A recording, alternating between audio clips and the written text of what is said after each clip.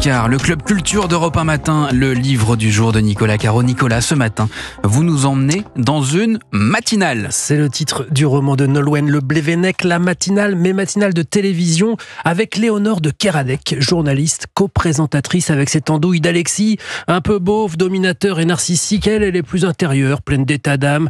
Elle a une vie bien réglée avec ses 2 enfants et Marcus, son compagnon, mais elle s'ennuie pas mal. Et Marcus a un humour douteux. Monsieur et Madame Sige Maigri ont une fille, Samira. Bon, c'est vrai que c'est pas terrible. Ça, à la limite. Mais surtout, il est pas toujours très sympa ni très compréhensif. Par exemple, elle se lève à 3h du matin pour aller travailler et lui, il râle. Mais si, c'est la matinale. Bah oui, vous êtes bien placé pour le savoir, mais lui, tous les matins, il engueule parce que ça le réveille un peu. Pauvre vieux qui se lève à une heure normale. Bon bref, à un moment, Léonore en a marre, elle veut du changement, elle quitte tout, elle trouve un appart, elle insiste pour que ses enfants dorment chez elle, alors que bon, c'est pas bien pratique, c'est vrai, vu ses horaires, elle est un peu paumée, et elle entame une liaison avec le Alexis, qui lui est très antipathique. Parallèlement, elle commence à se dire qu'elle en a marre de faire ce qu'elle fait, d'aller à Cannes dans les paillettes, d'interviewer des gens qui répondent avec des éléments de langage tout le temps. Marre. En plus, son père, un cardiologue, lui fait des comptes rendus par mail, des erreurs de français qu'il a remarquées pendant l'émission, les questions qu'elle a oublié de poser, selon lui, marre.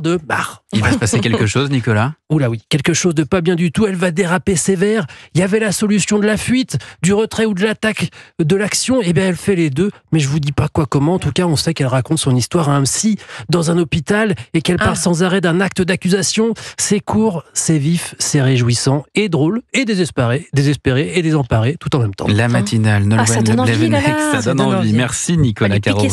La série de la semaine, elle est sur Canal+, c'est MyCanal. Héloïse Goy, vous nous parlez ce lundi du retour d'un célèbre tueur en série. Vous devez être nombreux à reconnaître ce générique.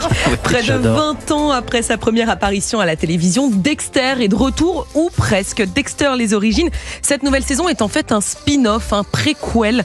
On nous raconte les tout débuts de ce tueur avec de nouveaux acteurs, y compris pour le héros qui n'est plus joué par Michael C. Hall. Après 8 saisons, disons qu'on repart un peu à zéro. Et en 2 mots, pour ceux qui n'auraient jamais vu, c'est qui Dexter ? Dexter Morgan est un expert en médecine légale. Il travaille bien, mais ce n'est pas le plus chaleureux des hommes. Et comme il a des pulsions de mort, eh bien, il assassine lui-même des criminels, histoire de se soulager et de faire gagner un peu de temps à la justice. Le voilà, c'est lui. Je vous ai en main maintenant, faites exactement ce que je vous dis. Ouvrez les yeux et regardez ce que vous avez fait. Et ce n'est pas trop perturbant de ne plus voir les mêmes acteurs dans ce spin-off ? Alors, pour être tout à fait honnête, j'ai moins accroché avec le jeune Dexter, joué par Patrick Gibson. C'est un très bon acteur, mais c'est pas tout à fait notre Dexter. Je l'ai trouvé moins mystérieux, plus sympa, ça lui arrive même de sourire, et c'est pas tellement le genre de Dexter. La saison aurait été vraiment décevante si les autres acteurs ne faisaient pas vibrer notre corde nostalgique, puisqu'on retrouve Patrick Dempsey, Sarah Michelle Gellar et même Christian Slater, qui joue ici le papa de Dex. Et puis, pour ne pas trop déstabiliser les fans, le créateur de la série a gardé la voix off de Michael C. Hall, le vrai Dexter, qui nous dévoile toujours les pensées sombres de son personnage. Au commencement, il y a eu le sang. Bienvenue dans le premier jour du reste de ta vie. On n'oublie jamais sa première fois. Ce préquel nous propose donc un retour dans le passé. À Miami, en 91, Dexter est un ado un peu bizarre mais surdoué. On comprend un peu mieux pourquoi ce personnage est devenu ce tueur sans émotion.